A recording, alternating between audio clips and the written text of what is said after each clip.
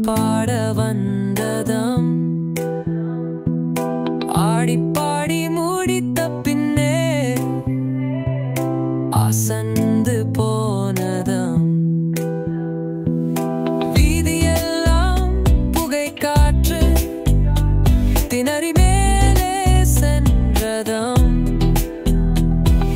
மேகமெல்லாம் அனல் காற்று தொப்பென்று கீழே வென்றதாம்.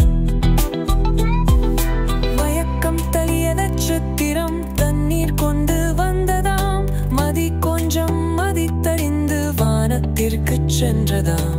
புகை நமக்கு பகை என்று புரியவில்லை.